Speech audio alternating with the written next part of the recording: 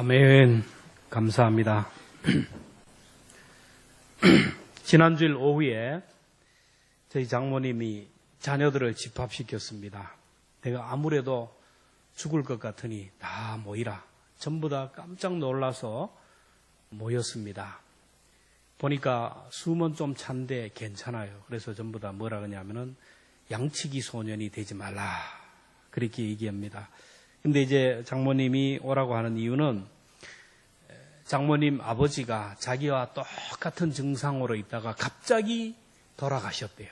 그래서 나도 언제 죽을지 모르니 살아있을 때, 정신이 멀쩡할 때 너희들에게 할 말이 있다.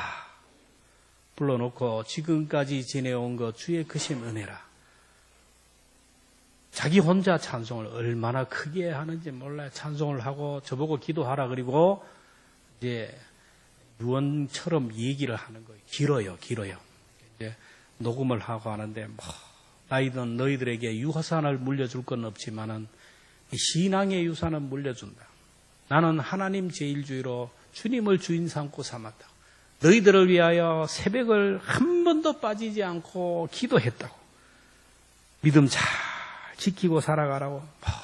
이런 얘기 저런 얘기 그러면서 그 많은 얘기 중에 목회하는 저희 가정을 위해서 얘기를 막 해요. 그동안 목회하느라고 고생 많았다고. 그리고 앞으로 더 겸손해서 교인들에게 사랑받는 그런 목회자가 되라고. 저도 한갑이 넘어갔는데 아직도 어린 나이처럼 걱정이 되고 염려가 되고 물가에 내어놓은 아이처럼 그런 걱정을 하는 걸 봐요. 이게 부모님의 마음입니다. 부모님의 마음은 언제나 자녀들에게 가 있어요. 자녀들이 진리 안에 행하는 것을 보기를 원하고 건강하게 사는 것을 원하고 행복하게 사는 것을 원해요. 그래서 여러분 효도는 다른 게 아니라 내가 믿음으로 살아가는 것, 건강하게 행복하게 사는 것을 보여주는 것이 바로 효도입니다. 여러분 부모가 자녀를 사랑한다 그러지만은 한계가 있어요. 군에도 대신 못 가져요. 수술실에 가도 할 게 없어요. 대신 아파줄 수도 없고요.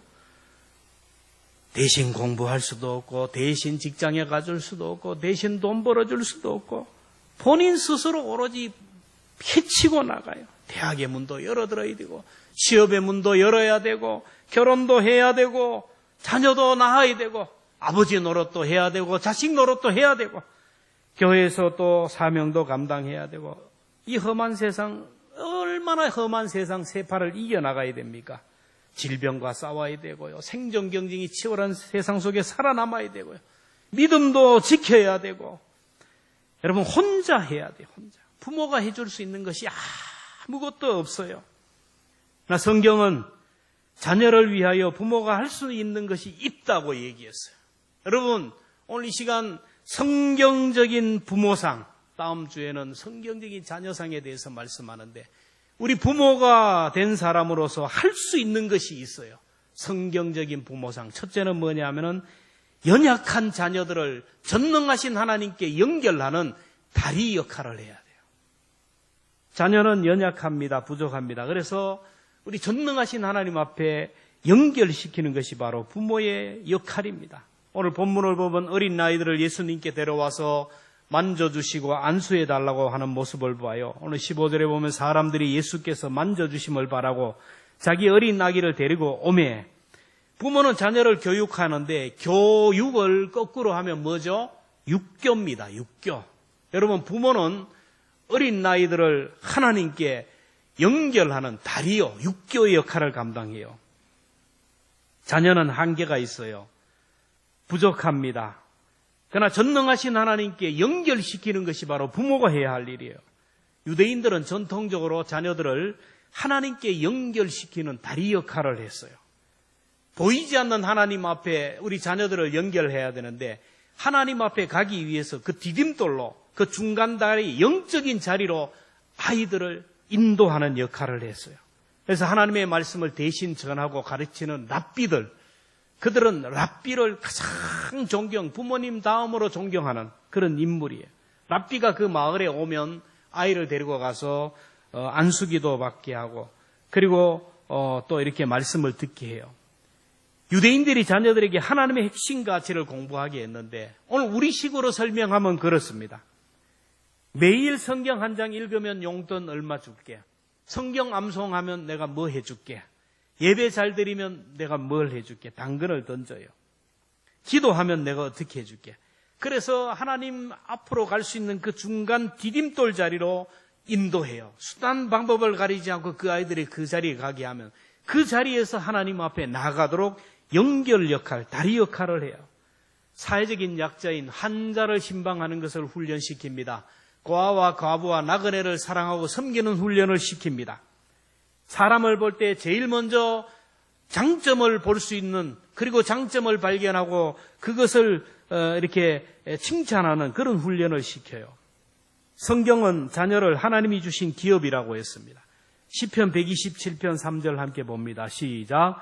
보라, 자식들은 여호와의 기업이요 태의 열매는 그의 상급이로다.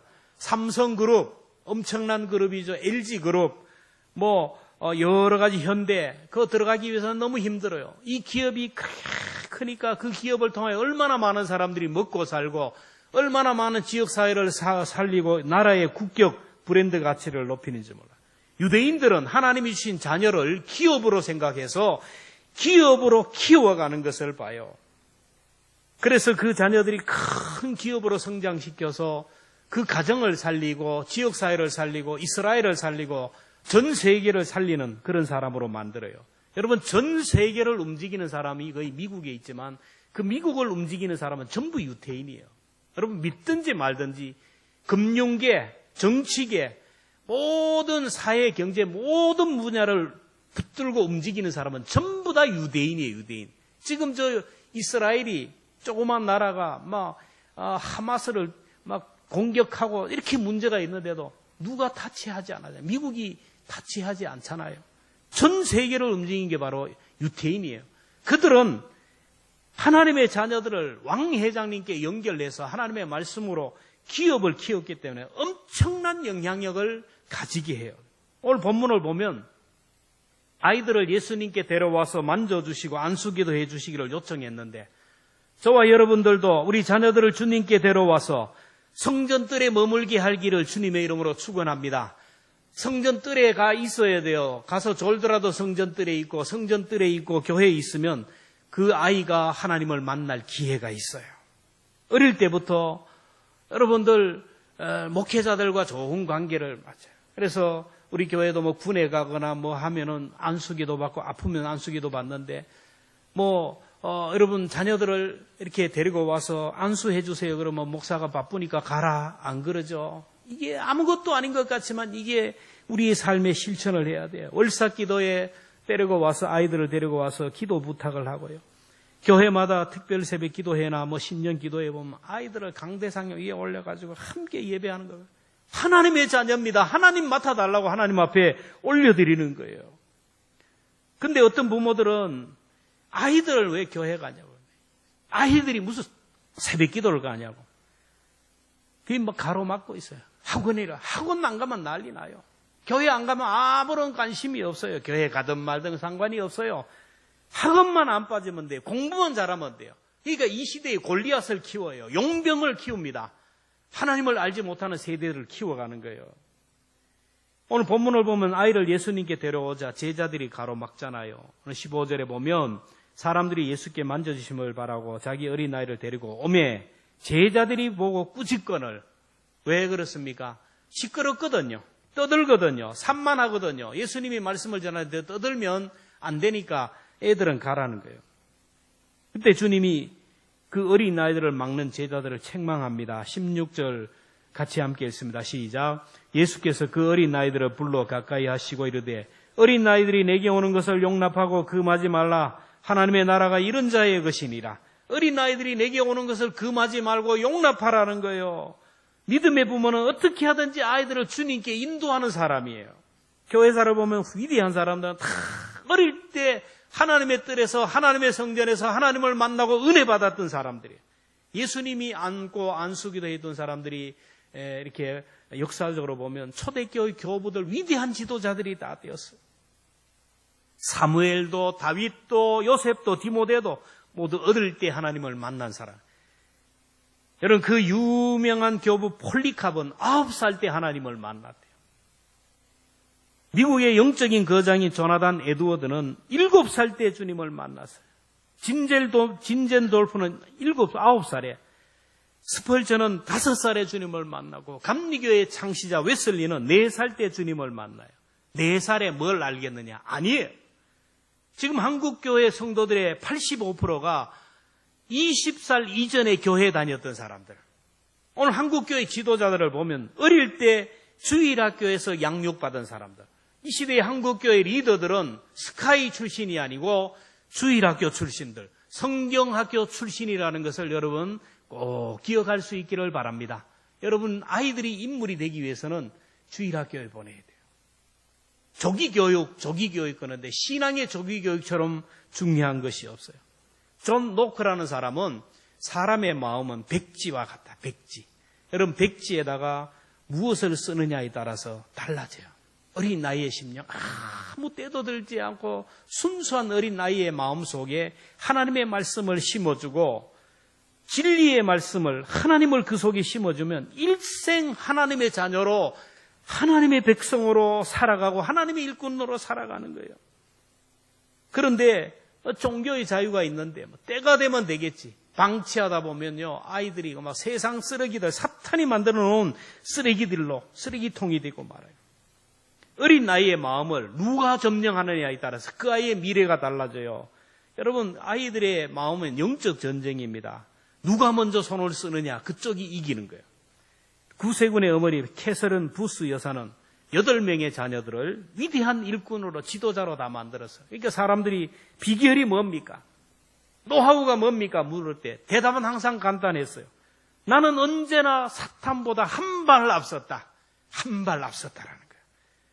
사탄이 나쁜 습관 넣어주기 전에 좋은 습관을 넣어주고, 사탄이 세상에 악한 지혜를 넣어주기 전에 하나님의 지혜를 넣어주고, 사탄이 온갖 세상에 잡된 것으로 머리 굴리는 그런 세상의 것을 넣어주기 전에 하나님의 말씀을 가르쳤다라는 거예요. 여러분, 믿음의 부모는 사탄보다 늘 앞서야 돼요. 사탄이 손 쓰기 전에 부모가 먼저 손을 쓰고, 사탄이 장난하기 전에 부모가 먼저 아이를 하나님 앞으로 인도해야 돼요. 성경적인 부모상은 다리의 역할, 육교의 역할. 여러분, 어떻게 하든지 간에 여러분의 자녀들을 하나님 앞으로 인도하는 다리 역할을 잘 감당할 수 있기를 주님의 이름으로 축원합니다. 성경적인 부모상 둘째는 모델이에요. 모델. 인간을 사회적 동물이라 그러는데, 사람은 본 대로 들은 대로 그대로 모방을 해요. 자녀가 태어나서 제일 먼저 만나는 사람이 부모이고 가장 많은 영향력을 받는 것이 부모이기에 부모의 모든 것을 그대로 모방해요. 여러분, 욕 잘하는 엄마 아빠 밑에 자란 아이는 욕을 잘할까요? 안 할까요? 늘 듣고 늘 들었기 때문에 이 아이가 학교 가도 무의식 중에 막 나와요. 욕이 막 나와요. 술을 자꾸 마시고 술주정을 하는 그 부모 밑에 자란 아이는 나는 성장하면 절대로 술을 안 먹겠다 그러면서 자기도 모르게 한 잔, 두 잔 마시고 알코올 중독자가 되어가는 거예요. 이상하지요? 자녀에게 가르치지 않았는데 부모를 그대로 닮아가는 걸 봐요. 목소리도 닮아갑니다. 걸어가는 걸음걸이도 달라가요. 전화를 걸었는데 아들이 봤는데 보니까 아버지 같아, 똑같아. 성격도 닮아가고요. 질병도 닮아가요. 당뇨도 유전이 되고 고혈압도 유전이 되고요. 치아도 안 좋네요. 암도 유전이 돼요. 가게에 흐르는 저주가 자녀들에게 흘러가요. 제가 아는 분 중에 어떤 아이가 발작을 하고 막 넘어져요. 그래서 왜 그러냐. 그 어른들이 고조 때 할아버지가 그랬대. 여러분, 안 좋은 DNA는 흘러간다라는 거예요. 부모가 가난해서 우리 아이들은 좀 부자가 되었으면 좋겠다 하는데 가난하게 살아요. 오늘 이 아이는 정말 공부 좀 잘했으면 좋겠다. 막 지원하는데도 누구 닮아가지고 공부도 못해요. 자녀는 믿음이 좋기를 바라는데 자녀도 믿음이 시원찮아요. 부모의 장점도 흘러가고 단점도 흘러가고 부모의 DNA가 자녀에게 그대로 유전이 되고 흘러가요. 우리가 원하지 않지만 우리의 약점이, 우리의 쓴뿌리가 자녀들에게 흘러가요. 그러기에 내 대에서 가게에 흐르는 저주를 끊어야 한다라는 거예요. 내 대에서 저주의 고리를 끊어버리고 좋은 DNA, 믿음의 유산을 물려주어야 되지 않겠습니까? 가게에 흐르는 저주를 끊어버리고 좋은 DNA를 물려주기 위해서는 방법은 간단해요. 내가 변화받는 것이고 내가 먼저 은혜 받는 거예요.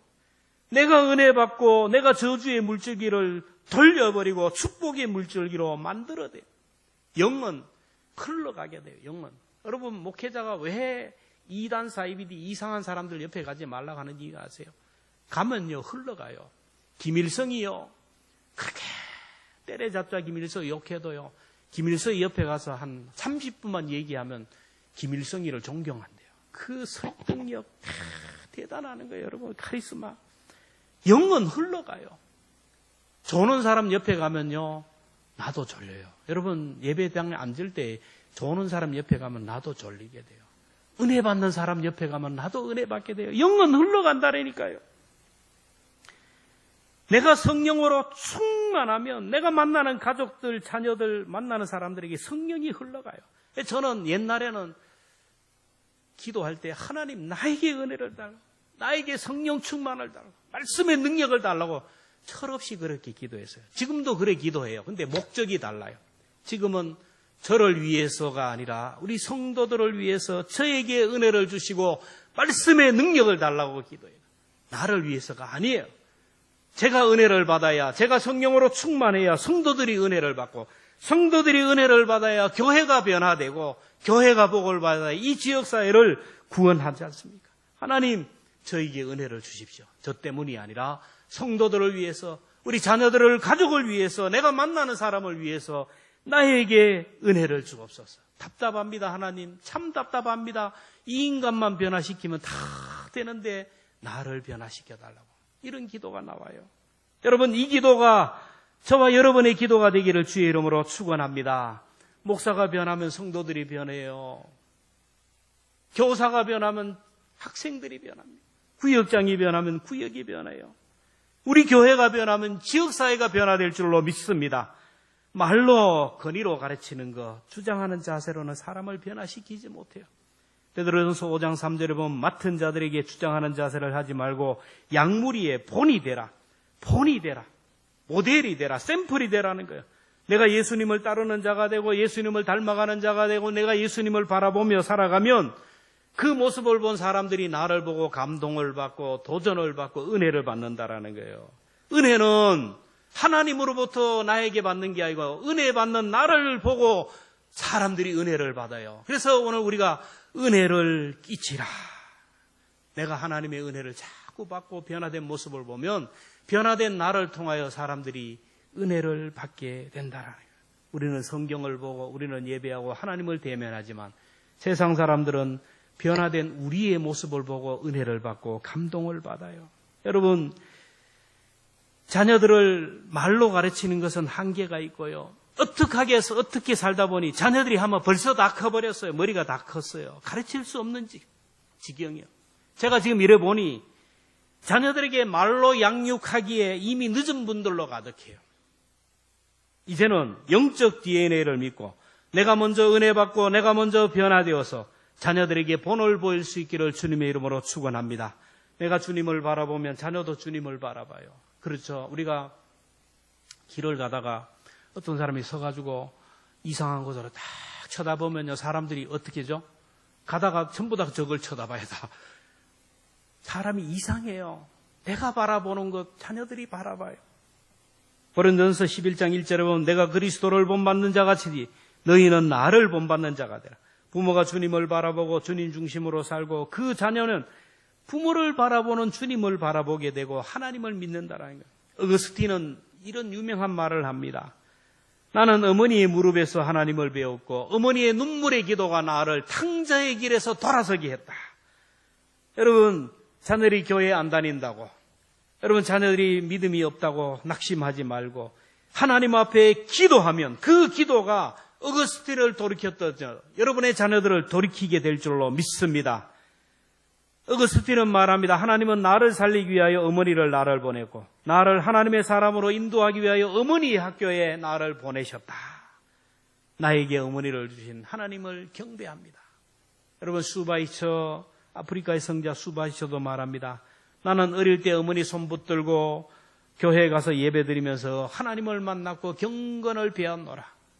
사람들이 수바이처에게 물었어요. 성공적인 가정교육이 무엇입니까? 첫째는 본복이다. 둘째도 본복이다. 셋째도 본복이라는 거예요. 우리들이 예배드리는 모습을 보면서 경건을 배워요. 여러분, 온 세대 예배 드리는 이유가 우리 온 성도들이 우리 주일학교 아이가 저기고 주일학교 아이들이 우리 어르신이 서로 알아가는 한 가족이에요.